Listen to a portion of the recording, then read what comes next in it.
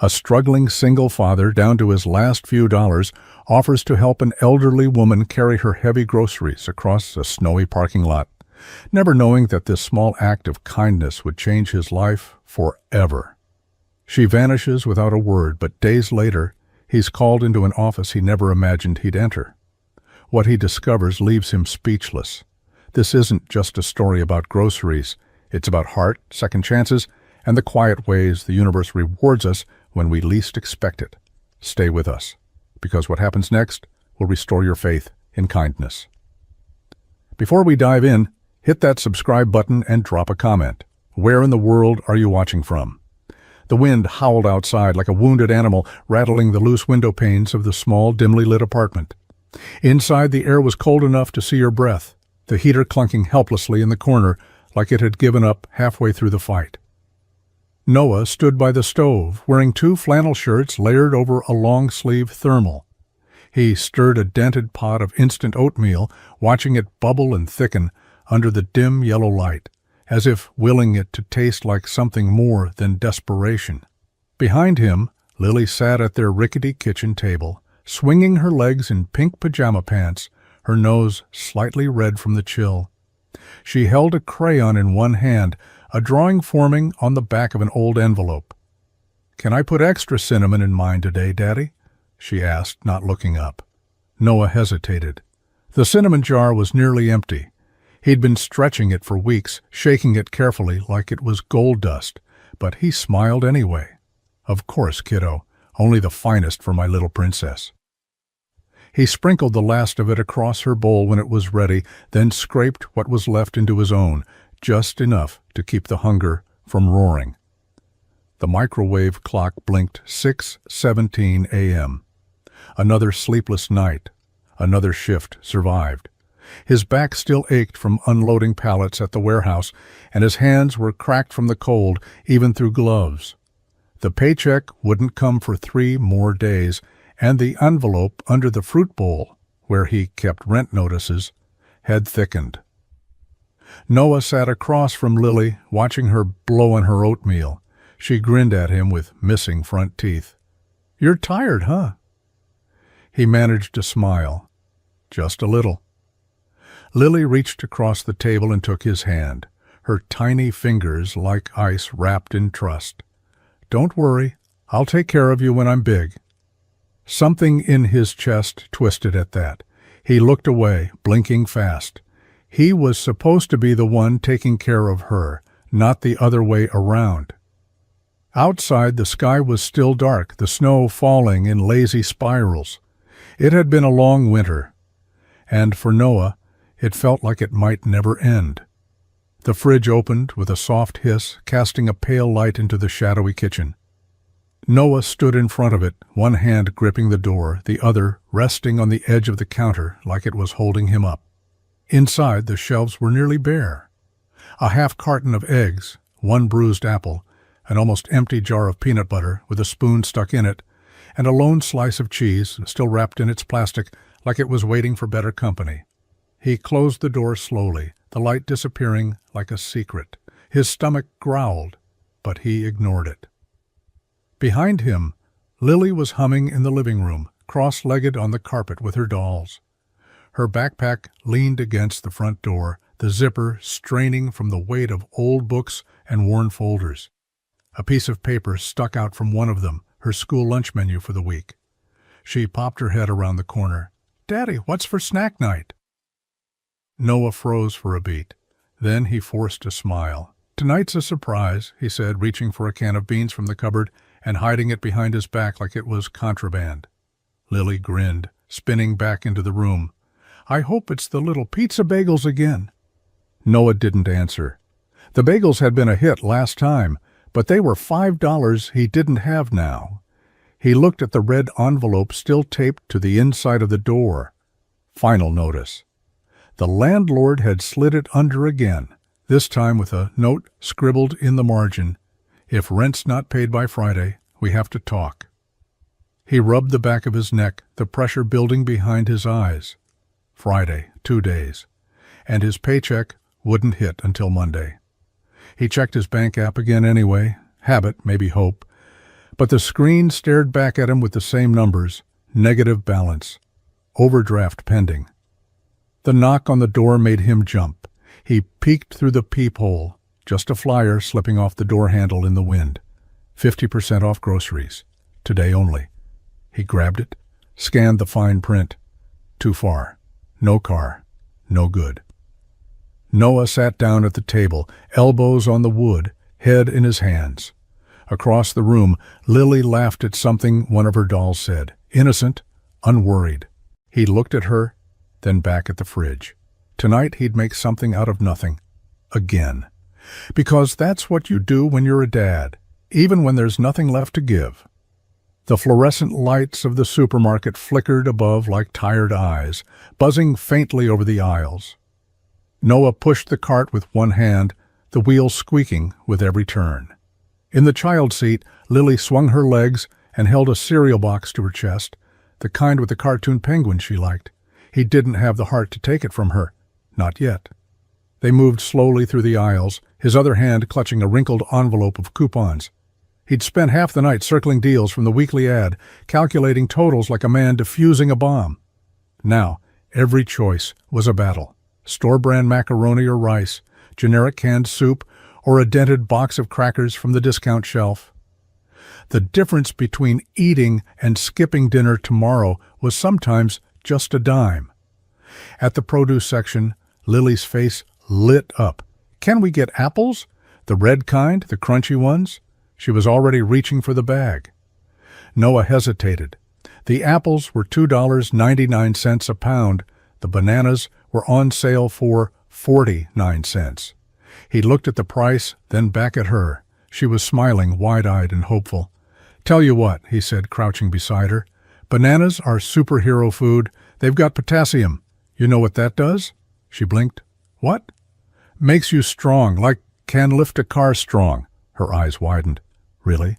Cross my heart. She giggled and nodded. Okay, I want bananas then. He breathed a quiet sigh of relief, grabbing a small bunch that wouldn't tip the scale past what he could afford. Back in the cart they went, replacing her apples. She didn't notice. He was thankful. At checkout, he handed over the coupons one by one, watching the numbers on the screen tick down slowly. The cashier gave him a look, somewhere between pity and impatience, but didn't say anything. Total $28.47. He slid his debit card and prayed. It went through. Barely. Outside, the cold hit him like a slap. He zipped Lily's coat up to her chin and hoisted the bags into the cart. His breath rose in white clouds as he stared at the receipt. Nothing extra, nothing wasted, just enough. And even that felt like a miracle. The wind came fast, curling around the corner of the supermarket like it had a mind of its own.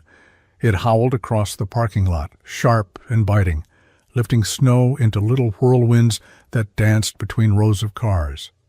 Noah squinted against it, one arm shielding Lily's face as they stepped off the curb. She clutched her cereal box like it was treasure, her nose buried in her scarf. "Stay close to me, all right," he said, tightening his grip on the shopping bags.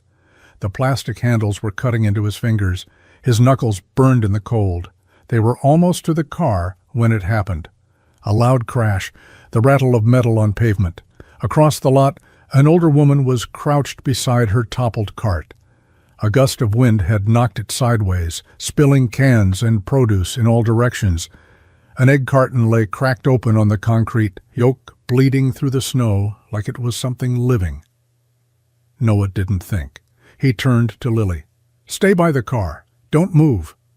He jogged over, slipping a little on a patch of black ice, then crouched beside the woman, who was already fumbling to gather her things. Her hands shook, not just from the cold but something else. Embarrassment, maybe, or fear. "Hey, it's okay. Let me help," Noah said, already picking up cans and slipping them into her reusable bags. One of them was torn where a box of pasta had sliced through the seam. The woman looked up, startled. "You don't have to." "I know," he said gently, "but you shouldn't be out here alone in this weather." She blinked, lips slightly parted. Her gray hair had come loose from her scarf, strands sticking to her cheeks. Most people don't stop. Noah didn't respond to that. He just kept collecting items, careful not to break any more of the already damaged eggs. He repacked her bags as best he could, then took 2 in each hand. "Where's your car?" She pointed to a silver sedan parked a few rows down. Noah walked beside her in silence, the wind whistling around them. He placed the bags gently in her trunk, then turned to go. "Thank you," she said, her voice soft. "You didn't even ask my name." He smiled faintly. Didn't need to. He walked back to Lily, who stood patiently by their car, cheeks flushed red. Noah didn't know it yet, but that single act of kindness had just changed everything. She stood by the open trunk, the edge of her coat flapping in the wind like a flag from another time. The silver sedan looked clean, well-maintained, and completely out of place in the cracked, slushy lot. She didn't say anything at first, just stared at the groceries, as Noah packed them in, carefully, checking each bag like he was handling someone else's valuables. When the last one was in, he gave the cart a little push so it wouldn't roll away, then nodded at her, ready to head back toward Lily. "Thank you," she said, her voice calm, but edged with something that lingered. He glanced back and offered a small smile. Wasn't a big deal. Her eyes stayed on him, steady and unreadable. "It is to me." He shrugged, just doing what anyone should. But she tilted her head, the faintest furrow in her brow. You'd be surprised how few people think like that. Noah didn't answer. He didn't know what to say to that. He shoved his hands into his coat pockets, half because of the cold, half because it was easier than holding her gaze. She reached into her purse and pulled out her wallet, thumbing through the bills inside. "Please, let me give you something, for your time." "No," he said quickly, maybe too quickly. His voice was firm, final. It's really fine." That made her pause. Slowly, she tucked the wallet back in. Her fingers lingered on the flap, then dropped to her side. For a moment, there was just the wind and the sound of cars passing on the main road nearby. "You didn't ask for anything," she said softly. Noah offered a faint smile. "Didn't really feel like the right time." "You don't even know my name?" He laughed a little under his breath. "Nope, don't need that either." She studied him, almost like she was committing something to memory. Then she reached out and gently rested a gloved hand on his arm, just for a second, a fleeting connection before she stepped back. "Well," she said quietly, "thank you, stranger." And then she got into her car. No lingering goodbye, no fuss. The engine purred to life, and within seconds she was backing out of the space and gliding toward the exit. No wave, no glance in the mirror, just gone. Noah stood there for a moment, squinting into the distance, snowflakes collecting in his beard. Something about the whole thing didn't sit right, not in a bad way, just strange. Like he'd missed a step in a conversation he didn't know he was having. He turned and walked back to Lily, who was sitting cross-legged in the back seat, swinging her feet. "Who was that lady?" she asked. He closed the door and started the engine, rubbing his hands to get the feeling back. Just someone who needed a little help. Lily grinned. "You help a lot of people." Noah pulled onto the road, watching the taillights ahead disappear into the snowy mist. "Yeah," he said quietly. "Maybe."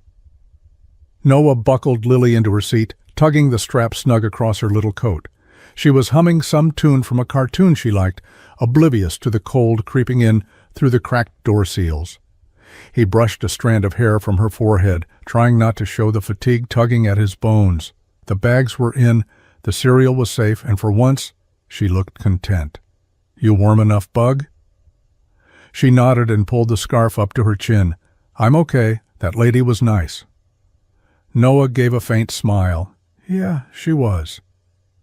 He shut the back door and turned to glance over his shoulder, half expecting to see her still at her trunk, maybe adjusting her bags or starting her car. But the parking space where she had stood just moments ago was empty. He blinked. The silver sedan was gone. No engine rev, no brake lights, no sound of tires crunching over ice, just Gone. The cart was gone too. Even the cracked egg carton that had spilled on the pavement was nowhere in sight.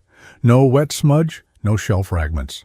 The wind howled through the lot again, kicking snow up into tiny funnels. A crow landed on a lamppost and stared down at him like it knew something he didn't. Noah scanned the surrounding rows of cars. Nothing. Not a glint of silver. Not a trace of movement.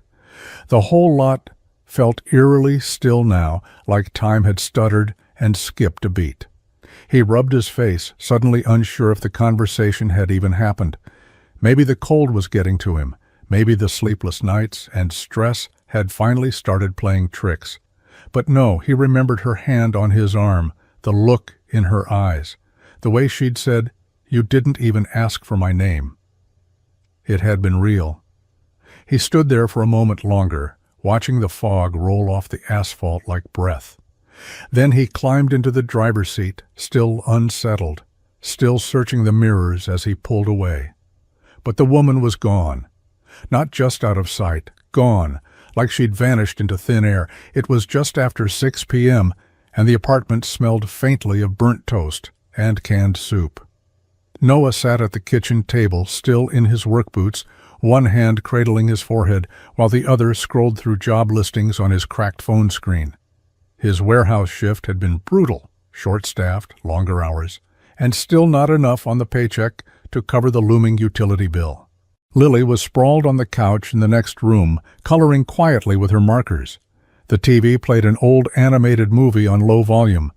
Outside, snow fell in thick, lazy clumps, muffling the world like a blanket too heavy to move under.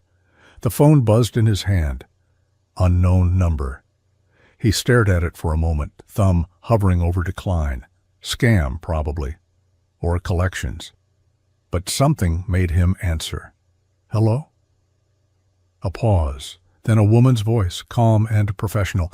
"Is this Mr. Noah West?" His back straightened slightly. "Speaking. My name is Dana. I'm calling on behalf of Benton Holdings. Our executive team would like to schedule a meeting with you." Noah blinked, sitting up straighter. "I think you've got the wrong number." "No, Mr. West," she said evenly. "We don't." He swallowed, glancing toward the window like maybe someone was watching from the street. "What is this about?" "I can't disclose details over the phone, but I assure you this is a legitimate inquiry. Our CEO, Miss Benton, asked for you by name. She was very specific." Noah felt something tighten in his chest. The name pinged somewhere in his memory. Benton Holdings, grocery, real estate, corporate titan stuff. The kind of name that made headlines in business magazines he didn't read. "I don't know anyone named Benton," he said carefully. Dana hesitated, then added, "She said you helped her recently, at a grocery store." His mouth went dry. The woman. The one from the parking lot. Noah rubbed his jaw, eyes narrowing. "This a joke?" "No, sir.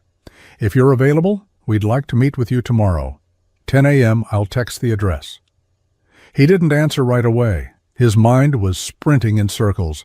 He looked over at Lily, still lost in her coloring, and then back to the phone. "Okay," he said finally. "I'll be there."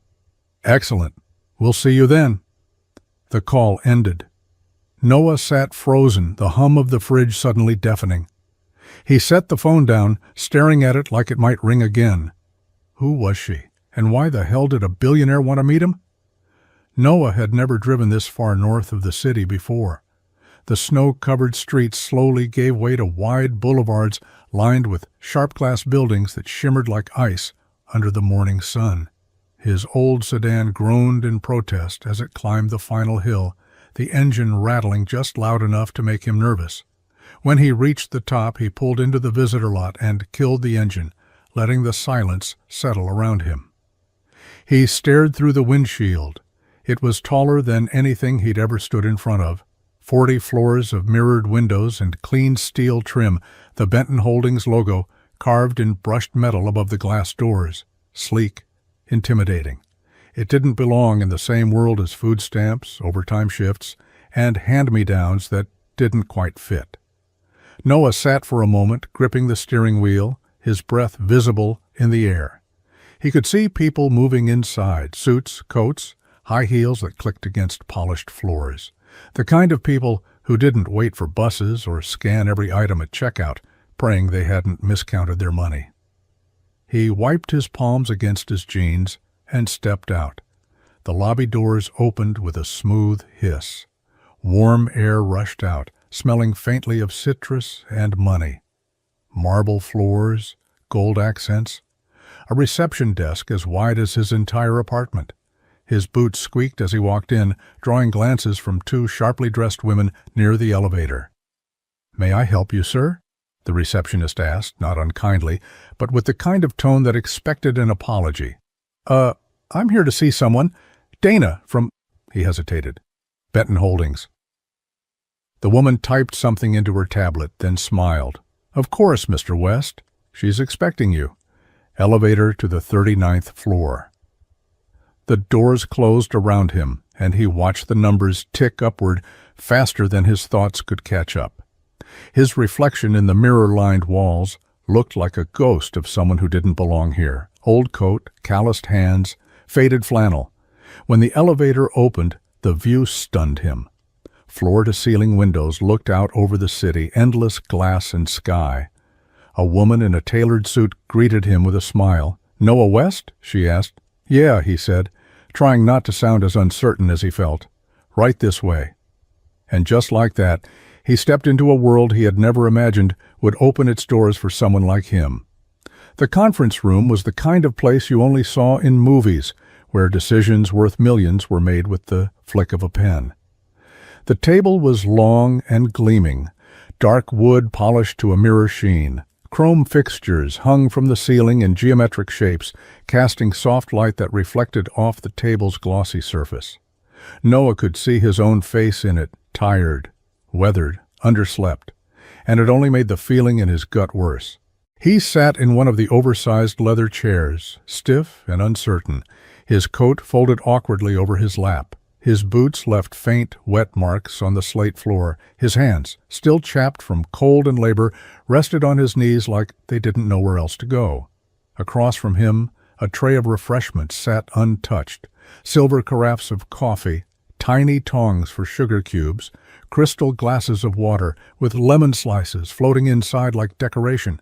It all felt too curated, too clean, like if he reached for anything, an alarm might go off. The ticking of the wall clock echoed too loudly in the silence. Noah shifted in his chair, glancing around the room, trying to find something familiar. A photo, a smudge on the wall, anything that would make this feel less like a mistake. But there was nothing, just cold perfection. The door opened behind him, and he jerked slightly, straightening his posture without thinking. A woman in a dark blazer walked in, tablet in hand, and gave him a polite nod without slowing her pace. She placed the tablet at the head of the table, glanced over the settings like a conductor preparing for an orchestra, then stepped out again without a word. Noah swallowed. He rubbed the back of his neck and looked down at his clothes, flannel shirt, jeans, a jacket he'd patched last winter. He was a man who fixed broken things with duct tape and grit. And here he was, in a room built for people who never had to. He checked the time again, 2 minutes past 10. He wasn't sure who he was waiting for, but deep down, he already knew. And it scared him more than anything had in years. The door opened with a quiet click, and Noah looked up. She entered, like the room already belonged to her, which, in a way, it did. Gone was the bundled-up woman with the wind-blown hair and cracked egg carton. The Eleanor that stepped into the conference room now was composed, deliberate. Her heels made no sound on the slate floor, her navy suit crisp and tailored, her movements smooth and confident. She looked younger somehow, not in age, but in certainty, in control. Every part of her carried weight. She didn't sit right away. Instead, she walked to the head of the table, picked up the tablet the assistant had left behind, tapped something into it, then looked up at Noah as if she had just stepped out of a different world entirely. Because she had. "Mr. West," she said, her voice clear and warm but unmistakably firm. "I'm glad you came." Noah blinked, trying to match her now with the woman who had fumbled for groceries in a freezing parking lot. He stood halfway, unsure if that was the right thing to do, then sat back down just as quickly. His palms were sweaty. He wiped them on his jeans. I didn't know it was you." Eleanor smiled, just slightly. "Most people don't. That's part of the point." She finally took her seat at the table across from him, folding her hands neatly. She studied him, not in a condescending way, but like someone who took stock of details and remembered all of them. "You probably have a lot of questions," she said. "Yeah?" Noah breathed. "Starting with why the CEO of—" He hesitated, gesturing vaguely around him. "This place would want anything to do with a guy who fixes pallets and counts coupons." Eleanor didn't look away. "Because you helped me when you didn't know who I was. Because you didn't ask for anything. Because when most people look at someone struggling, they look through them. But you didn't." Noah shifted in his chair, uncomfortable under the compliment. "I didn't do anything special?" "That's exactly what makes it special." Her gaze softened for a moment, but only just. "And now, Mr. West, I'd like to return the favor, if you'll let me." The hum of the building's ventilation system filled the silence that followed, but in Noah's chest, his heartbeat drowned out everything else.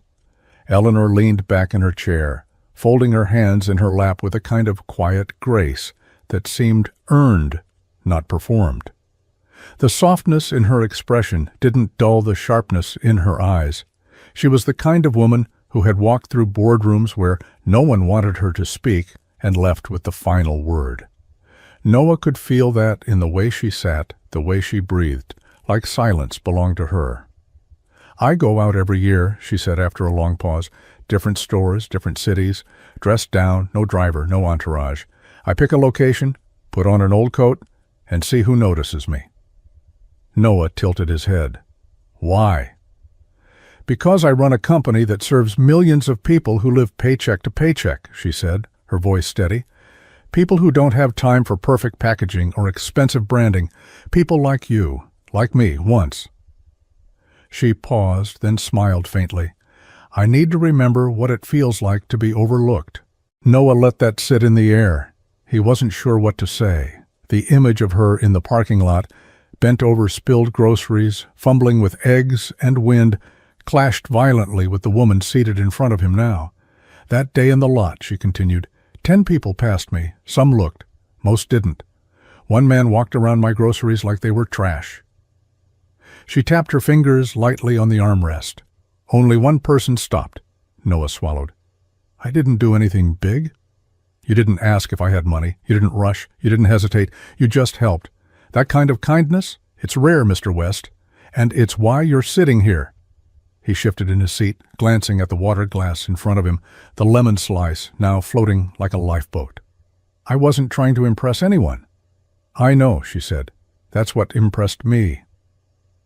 He looked up and met her gaze.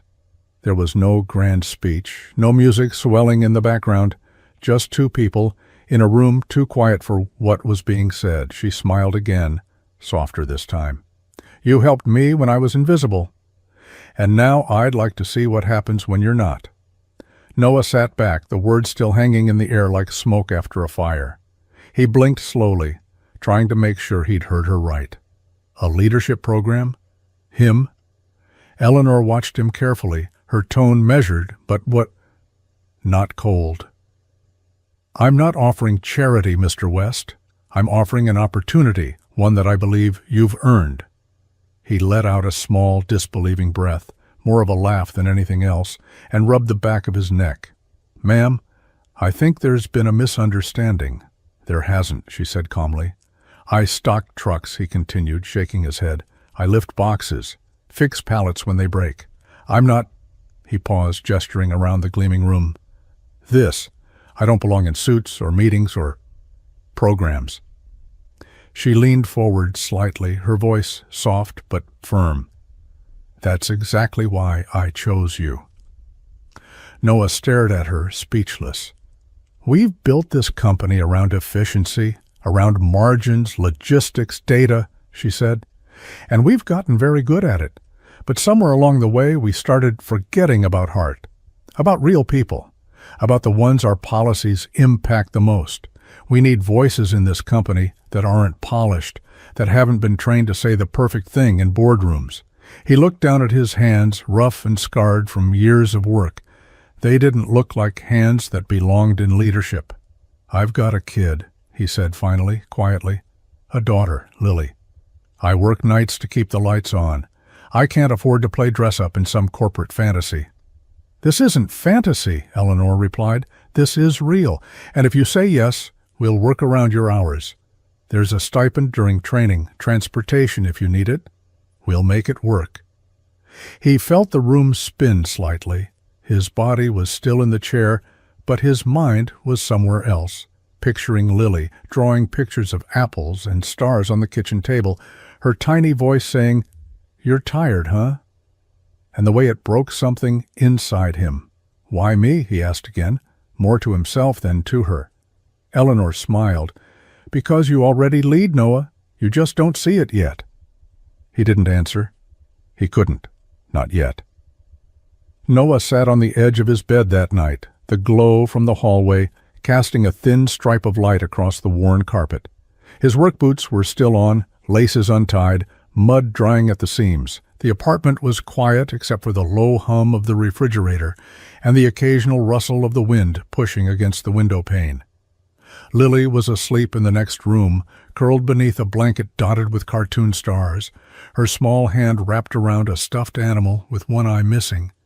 He'd kissed her forehead an hour ago, told her there might be changes coming, that maybe, just maybe, things could get better. She'd smiled and whispered, "Good. I want you to smile more, Daddy." But now, sitting here in the silence, Noah didn't feel like smiling. He stared at the man in the cracked mirror on the closet door, calloused hands. A flannel shirt that had been washed too many times, eyes that looked older than they should. This was the man who spent nights hauling crates under flickering warehouse lights, who counted coins at checkout lines, who knew how to fix a busted liftgate but didn't know what a profit margin looked like. Leadership? In that world? He felt like a fraud just thinking about it. The image of that conference room drifted back, shiny wood, designer suits, coffee in glass cups instead of styrofoam. They didn't know him. They didn't know what it meant to check the gas tank before saying yes to a second shift.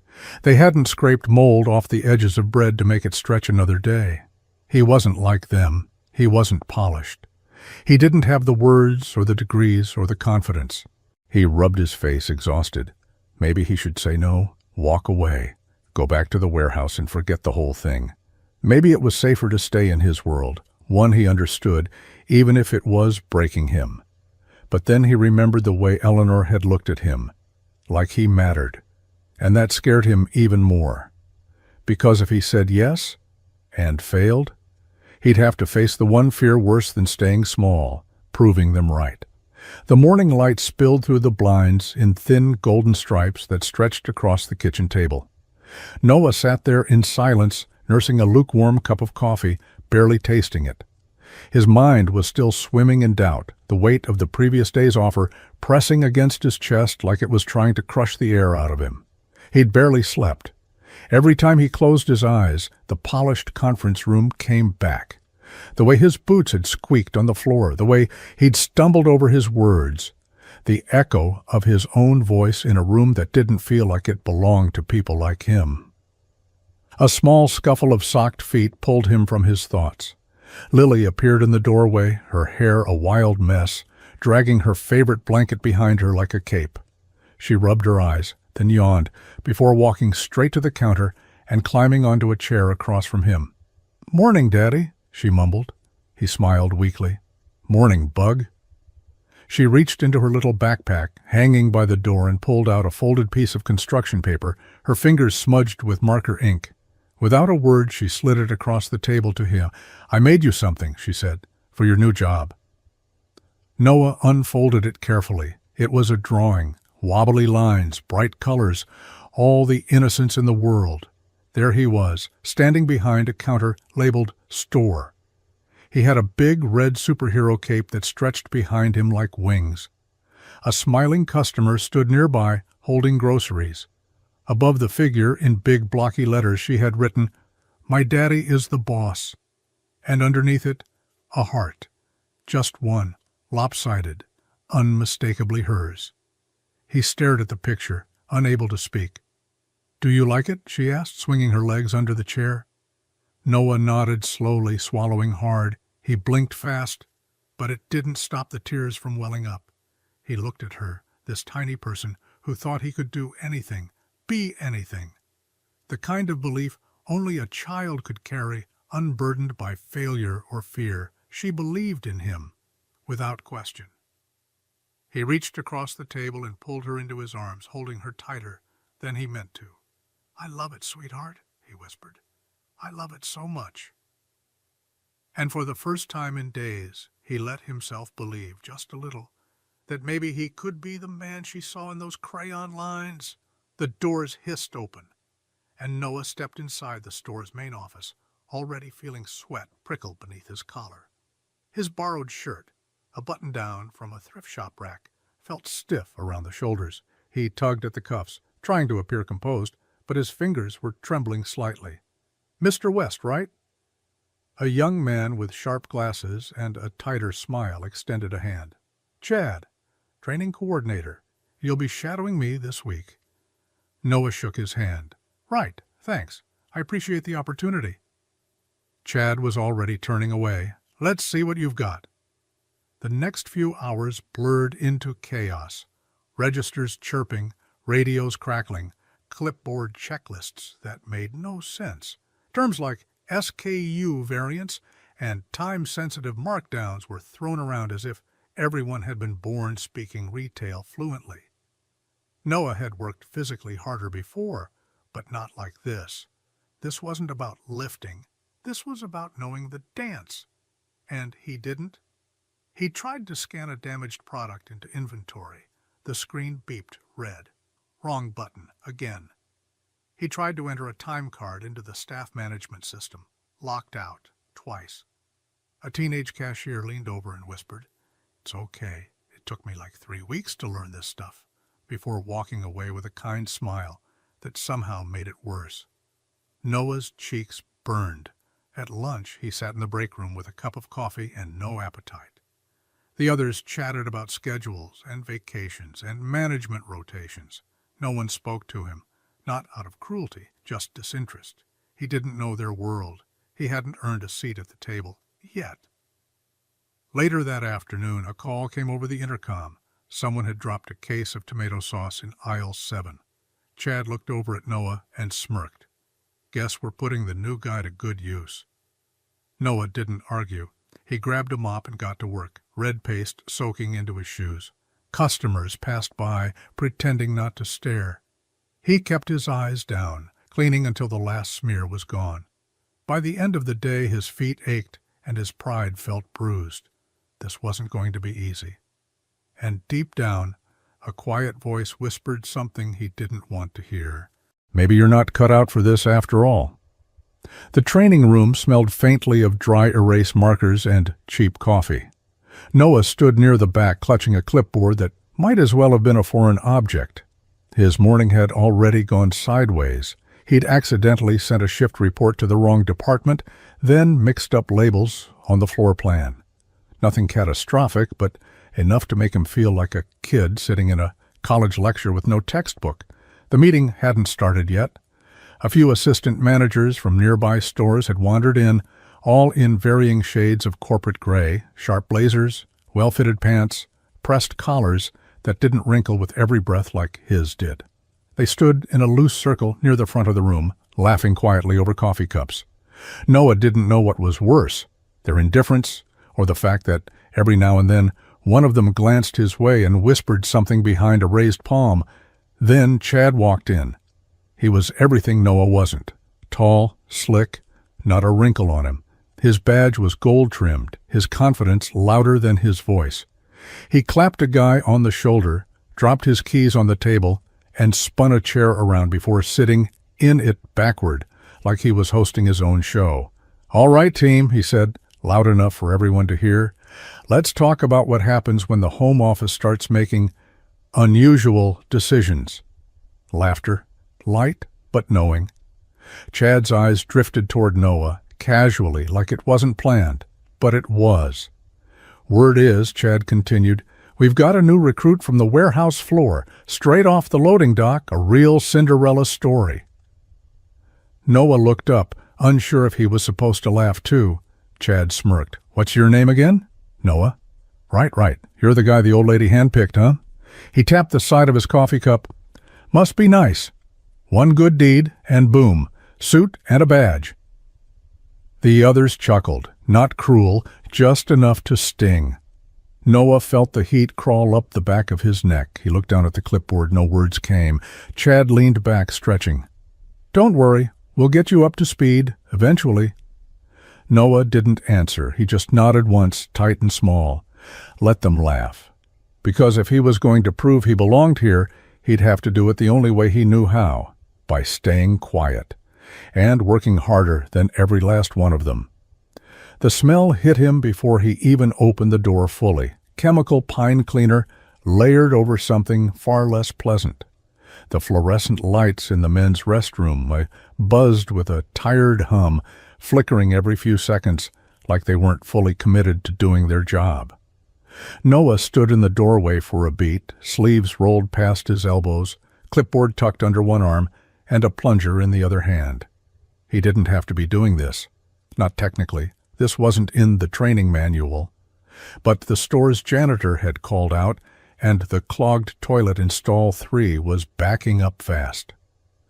Everyone else conveniently vanished when the radio call came through. Noah stepped inside. His reflection in the mirror looked almost ironic. Dress shirt tucked into slacks that didn't quite fit, sweat beading on his forehead, tie loosened around his neck. He didn't look like a manager in training. He looked like a man cleaning up after people who would never learn his name. And that's exactly what he was. He didn't make a sound, didn't ask for help, just went to work. He scrubbed the sinks until the soap scum vanished, mopped the floors until the gray tiles reflected light, emptied trash bins with bare hands wrapped in paper towels because no one had restocked the gloves.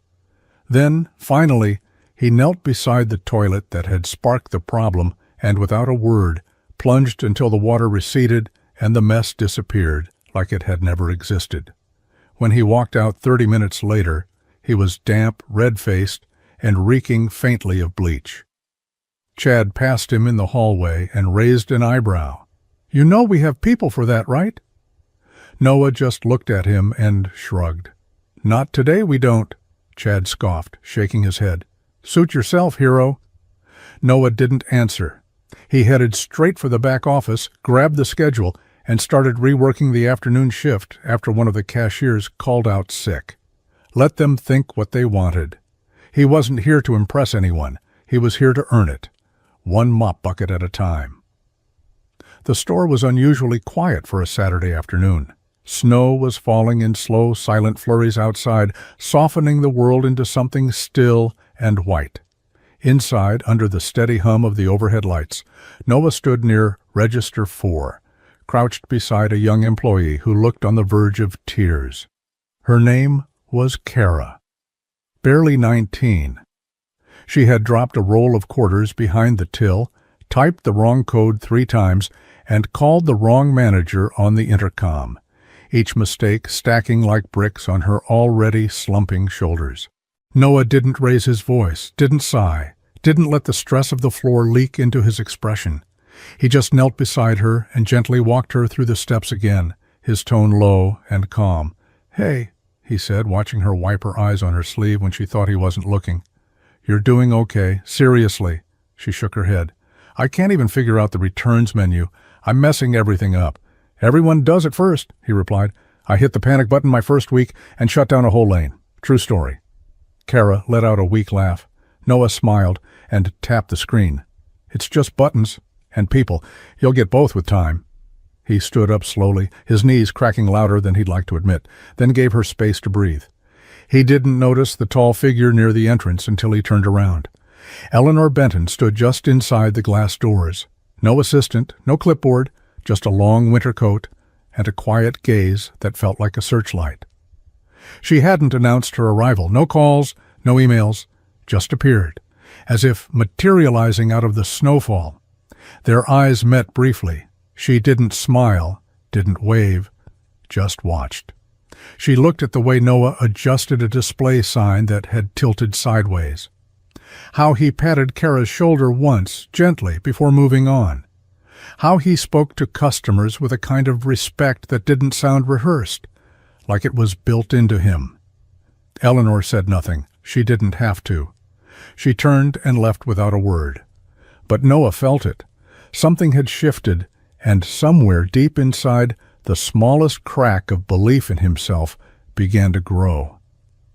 The call came through just after 9:00 a.m., a surprise audit from Regional.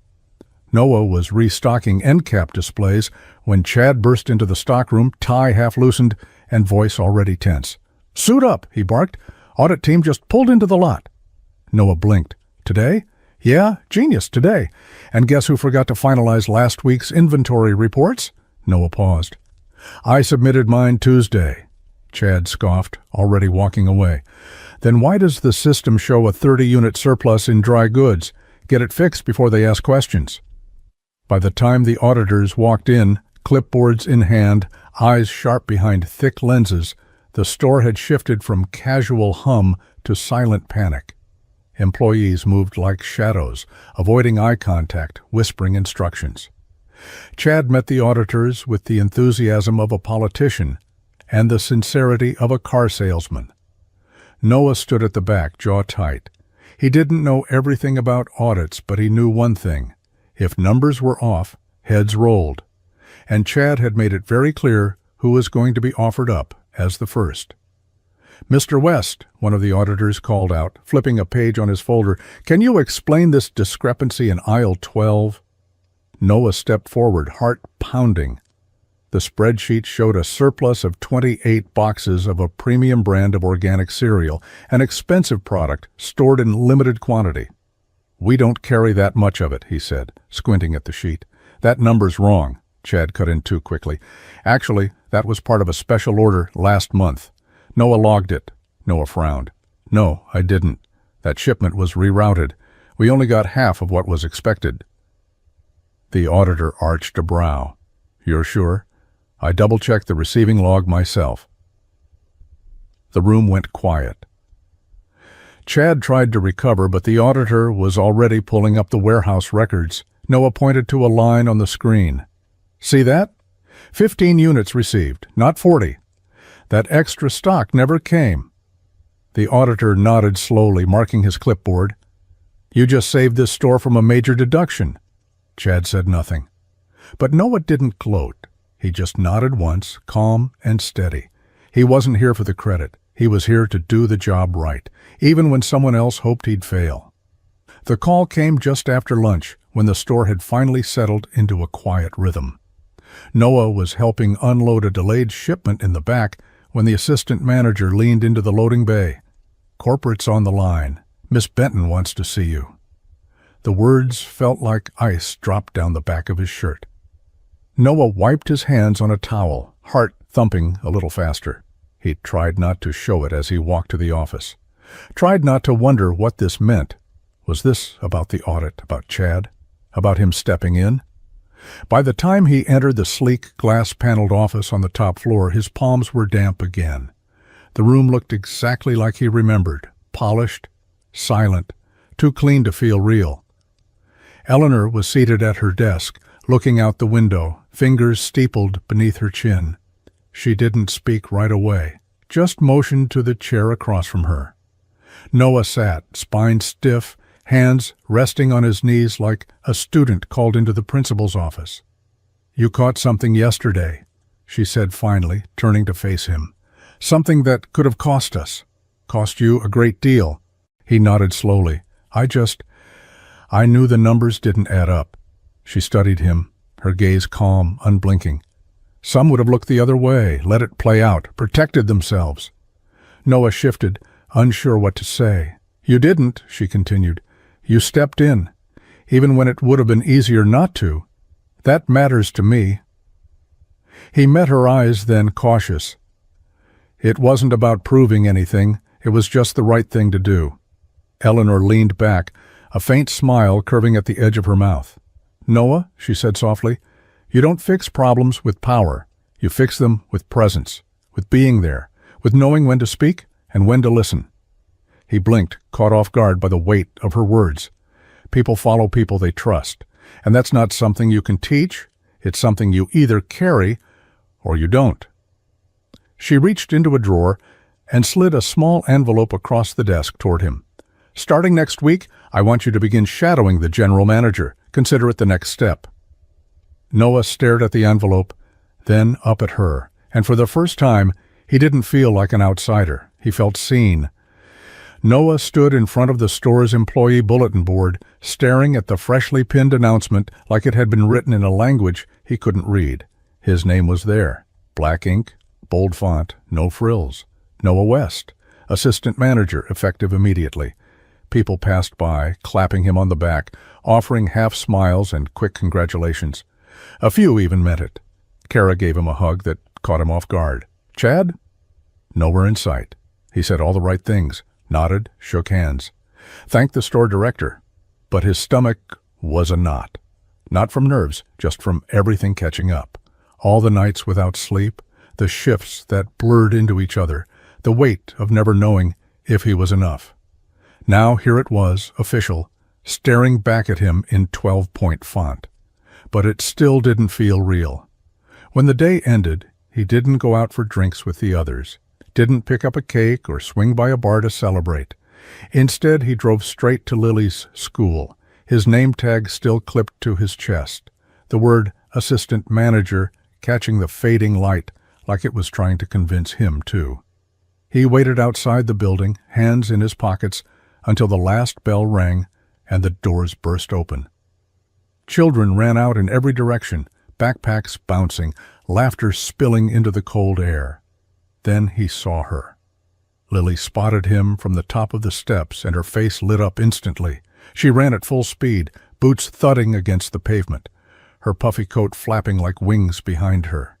He barely had time to brace himself before she leapt into his arms. "You did it!" she squealed, her arms locking around his neck. "You did it, Daddy!" Noah froze, stunned by her words. "You're a manager now, right?" she asked, breathless.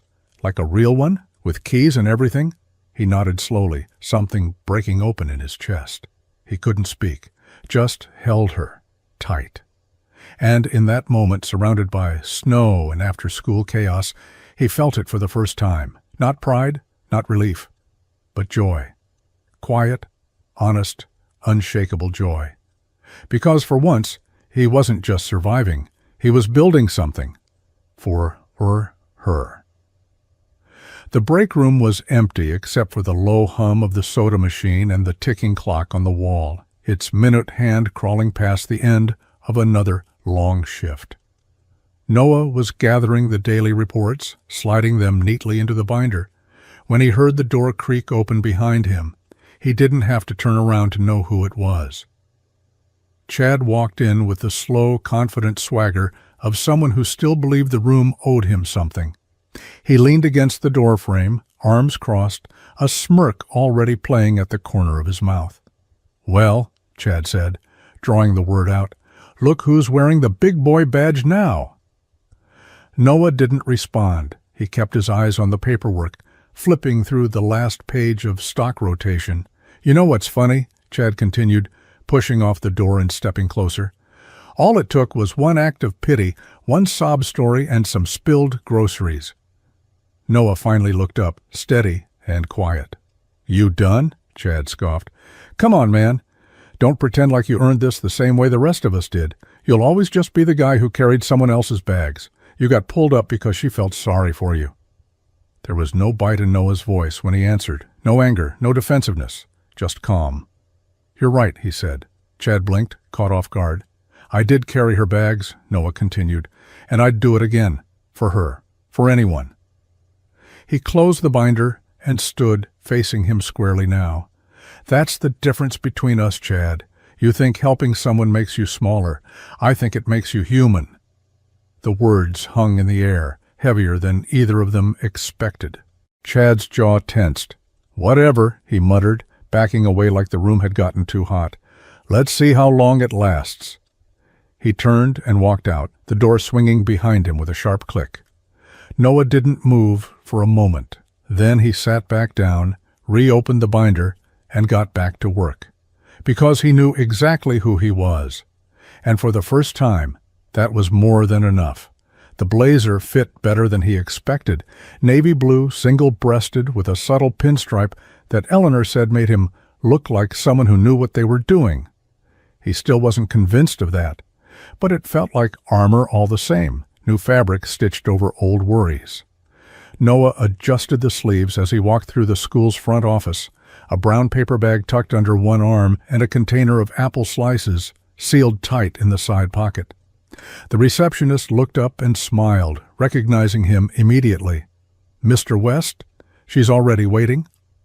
He nodded, thanked her softly, and made his way down the hall. Every Friday, like clockwork. New job, new title, new expectations, but this stayed the same. He wasn't letting it go. No matter how many meetings filled his calendar, no matter how many staff schedules or inventory reports needed his signature, he carved out this 1 hour.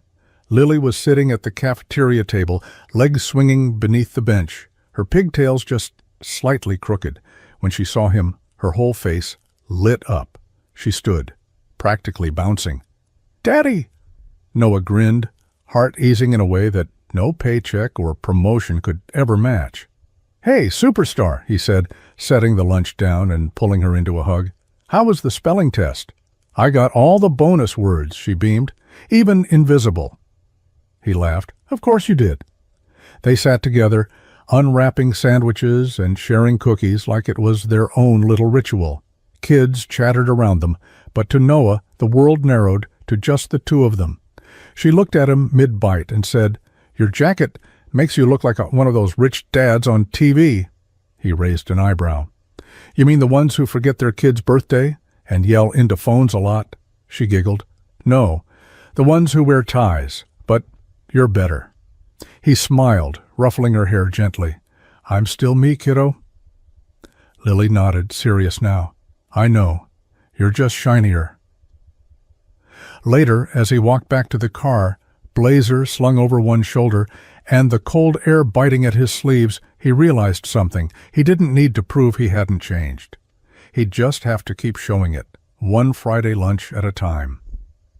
The office lights were dimmed low, the city skyline glowing through the wide glass windows behind Eleanor's desk. Snow drifted past in lazy flakes, painting the view with a quiet stillness that didn't match the usual pulse of corporate life. Noah sat across from her, still in his blazer, the weight of the day's meetings pressing behind his eyes. It was late, past dinner, and the building had emptied out around them. Eleanor poured 2 cups of tea from a carafe, her movements slower than usual, like whatever she had to say was heavier than what she was used to carrying. "You ever hear the story of how Benton Holdings started?" she asked, sliding one of the mugs toward him. Noah shook his head. "My father owned a hardware store," she said. "Tiny place. We lived above it. My mother worked nights at a diner. We didn't have much, but we had enough. Until we didn't." She stared into her cup for a long moment. "He died when I was 14. Heart attack. No insurance. We lost the store 6 months later. I watched my mother pack up shelves that had been her whole life. We moved into a 1-bedroom apartment with no heat. She worked until her hands cracked." Noah didn't speak. He knew better than to interrupt silence like that. "I started Benton with a community grant, a folding table, and borrowed money. I was 23. Everyone laughed when I said I wanted to change grocery retail. I built everything you see from the ground up, not just for success, but to matter, to prove I wasn't invisible." She looked up at him then. Her voice softened. "But lately, I've realized the people who matter most aren't the ones standing on stages or headlining trade shows. They're the ones bagging groceries with tired feet, the ones helping strangers in the snow with no cameras watching." Her gaze held his. "People like you." Noah felt his throat tighten. He didn't know what to say. He wasn't used to being the one someone like her looked at like that. "I thought I had to become someone to be seen," she said quietly. "But maybe being seen starts with choosing to see others first." Noah nodded, eyes glinting with something close to gratitude. "I think you already have." The ribbon fluttered slightly in the winter breeze, bright red against the silver storefront that gleamed like a promise. A crowd had gathered, employees, executives, local press. A banner hung high above the entrance, Benton Market, flagship location, grand reopening. Someone handed Noah a pair of ceremonial scissors, the handles glossy and oversized, almost cartoonish in his calloused hands. He shifted on his feet, tugging at the collar of the fresh-pressed blazer they'd insisted he wear. It fit better than his first one, tailored and clean. But it still felt strange, like it belonged to a man he hadn't fully grown into yet. Eleanor stood beside him, poised and confident as ever, though her smile was softer today, more human. "You ready?" she asked under her breath, so the microphones wouldn't catch it. Noah glanced at the crowd, at the rows of employees in matching uniforms who had spent the last 3 months renovating the space from the inside out. The store sparkled, new aisles, community-sourced produce, expanded programs for underprivileged families. It wasn't just a facelift, it was a second chance. He looked past the cameras and reporters toward the edge of the crowd where Lily stood with her coat zipped to her chin and her gloved hand wrapped around a thermos of hot cocoa. She waved, beaming, and he felt something inside him settle. "This isn't about me," he said. Eleanor nodded. "I know. That's why it's you." Noah took a slow breath and stepped up to the mic as someone gestured for quiet. He didn't have a speech prepared. "I used to shop here," he said simply. "I'd count coins at checkout, try to make dinner out of $5. I never thought I'd stand up here. I'm not a suit. I'm not a CEO. I'm just a dad trying to make the world a little easier for people like me, eh?" He paused, eyes scanning the crowd. The cameras flashed, but he ignored them. This store isn't reopening to show off. It's reopening to show up for the people who thought no one saw them. He turned, raised the scissors, and cut the ribbon. And just like that, the doors opened, not to fame, not to glory, but to something far more important, a future built on empathy and work, and the quiet belief that kindness still matters. It was after closing when Noah knocked on Eleanor's office door, a folder clutched tightly in his hand, corners creased from being opened and closed too many times. She looked up from her desk, eyes tired but attentive, the warm lamplight casting gold out across her papers. "You have a minute?" he asked, stepping in before he lost the nerve. "Always," she said, setting her pen down. "What's on your mind?" He handed her the folder. Inside were handwritten notes, scribbled outlines, rough drafts of ideas that had kept him up every night for weeks. There were testimonials from store-level staff, surveys from workers barely making rent, and a page titled "Hope" in the break room that made her pause longer than the rest. "I've been thinking," Noah said, his voice steady but low, "about everything you did for me, about all the people who never get that shot, the ones who don't speak the right way, don't wear the right clothes, but they show up, they carry everything." She flipped through the notes slowly, reading his words. "I want to build something," he continued, "not just for show, not for PR. A program that finds people like me, like I was, single parents, folks juggling 2 jobs, people who've never seen themselves as leaders, but could be, if someone just looked twice." He hesitated. "We train them.